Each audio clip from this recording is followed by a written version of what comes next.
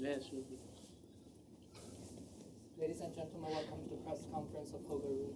First of all, not the best result you wanted, Holger, but still very good 2 weeks for you here at Indian Wells. Lots of positive results. And what's your biggest takeaway? Yeah, a lot to take out, a lot to learn from for sure. I think yeah, it's been good 2 weeks. Been playing good matches, very good tactical matches, and I think today was very clear that I didn't play uh, well enough, and yeah, that's it. Some things to work on the next day before Miami. So that's always a good feeling to feel like you can do stuff better, and still I reached the final. So it's been a good week. Obviously disappointed today, but yeah, that's how it is. Logan, what do you think it was today? Just one of those days where you just weren't feeling the ball, or Jack was just hitting a serve out of this world, or Yeah. one of those things? No, I think I actually just spoke to my coach after the match, and we got things evaluated quite quickly, which is always a nice feeling. And we spoke about, obviously Jack played an amazing tournament, and he deserved to win today. And, you know, he was serving amazing for sure. But I think I could have done my part better. Like the the opportunities I had to play aggressive, I just weren't good enough. And I think it's it's a matter of fact that I haven't committed. I mean, I've been playing well in this tournament, been playing tactically very wisely, but I haven't played like fully committed to my aggressive game still. And I think that's what was the reason why I lost today. Because when I had to take, like, how can I explain it best way? Jack was playing extremely well, but the few chances I had to make it difficult for him, I didn't quite take them because I wasn't really trusting every shot of my game today. Do you have the feeling that you've turned the page, that this is really the beginning of a good, what could be a very good period for you, especially because after Miami, it's going on clay, and Yeah. it's a good surface for you. Do you have the feeling that this is the start of something good? Yeah, I mean, I really had that feeling. I mean, even last year playing Paris, and I think I was a bit unfortunate in some tournaments before Indian Wells, but I think my coach and I and my whole team, we are building really well, and I think I'm improving as a player, and also mentally I'm improving a lot, and definitely I feel a lot of motivation actually, even after a match like today. I feel like I wanna finish the job in Miami all the way, and then of course coming into the clay court season, there's some of my favorite tournaments actually to play, like Monaco, Rome, and French Open. It's definitely some tournaments that I have great memories in, and I know I can play well there. So I like how the things are now, and I think there are things specific, things on the tennis that I can do better to be a player that can win, give myself the chance to win every tournament I step into.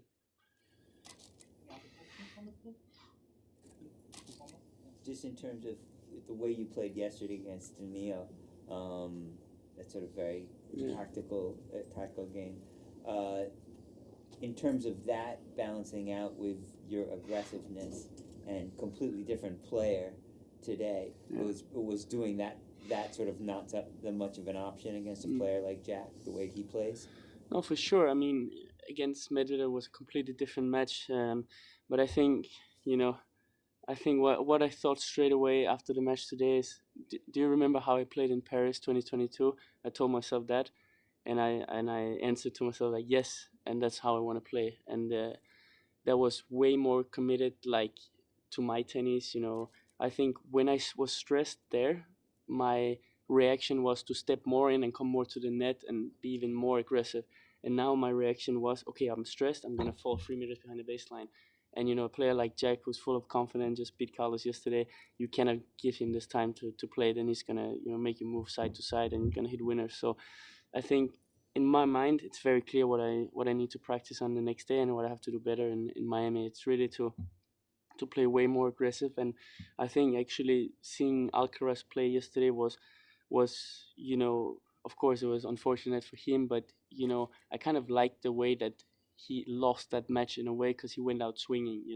He's so committed to his game, and I think that's the reason why he's 21 and with 4 Grand Slams title and a bunch of Masters title. I think that's because he's so committed to his game style, and the same Sinner has done well, and I think this week that's what Jack has been doing incredibly well. Thank you, everyone. Thanks, See you Jack. soon. Thank you. Yeah, I mean, obviously, it feels incredible to win here. I've been watching this tournament since I was a young guy, watching all the champions play on this big court. It means the world to me, honestly, to be able to be a champion here. I didn't think about it until obviously the last ball's done.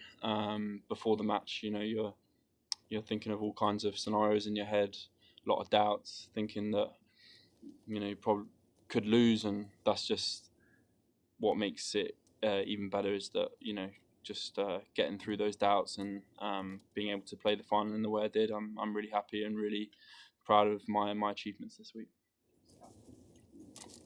Jack, yesterday I asked you whether Carlos, when was possibly a coming of age moment, you said it might be. To have built on that, taken from what you learned from that, played the way you did, and you made the Masters 1000 final, dominate from first ball to last. Now is it definitely a coming of age moment? Yeah, it's definitely a big moment for me. Like the getting inside the top 10, and also to win my first Masters title. It just adds to my inner belief and my confidence. I think yesterday, yeah, it was definitely a big moment for me.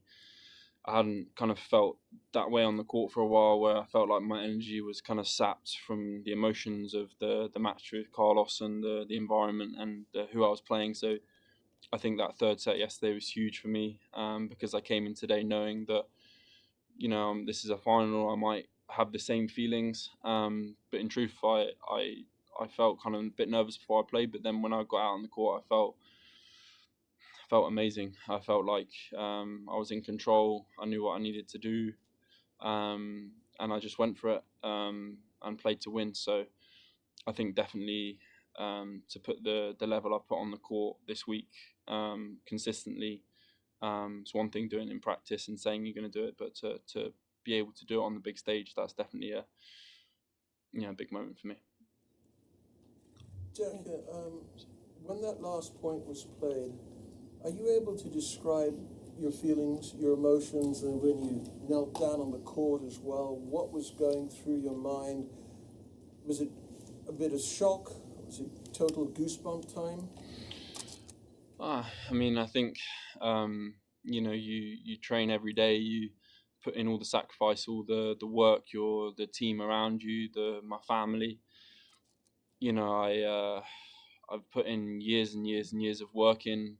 Like I said, watch this event on the TV, watch these big competitions being played with the best players in the world, and to be amongst that now and to win that, I think I remind myself, maybe when I won my first title, I was kind of like just not really in the moment, and I think that's one thing now. I try and soak it in and be in the moment and feel the emotions that I'm feeling. And yeah, obviously, just when I kneeled down there, I just tried to look around and just take it all in and just experience the intense feeling of being the winner here and the success that I worked so hard for. Jack, congratulations. You beat Carlos and Taylor on your way to the final, the champions of the last 3 editions here. Many players struggled a bit with the surface, so slow, the balls. What did you do to adapt so well? Maybe this could become one of your favorite tournaments too, like for Carlos. Why not? Yeah, I mean, I was thinking last year I lost here, and I felt so uncomfortable playing here. My serve was really struggling. I didn't feel like I was in control of the ball, and I lost my way mentally last year. So I knew coming here this year is a challenge, but not only for me, but for a lot of the players. I think Taylor and Carlos play in a way where they're very aggressive with their forehand. They serve great, and as the matches went on, I become more and more confident in these conditions. And today, I think it's about trying to play to your strengths. Like I feel like I served well. I feel like I look for my forehand really well, and the bounce that creates. Because when you do feel uncomfortable here, it's not a nice feeling, and it can look pretty ugly. So yeah, proud of the way I sort of accepted the conditions and played the way I did. Well done. Can you explain like the process of the turnaround from beating Carlos, yesterday, and then getting yourself ready to play a final? We see it so many times that a player has one of these like massive wins, and then is not able to back it up the next day because there's another really good player, and because so much was spent on the match before. So what did you do yesterday afternoon, yesterday evening, this morning in order to put that behind you?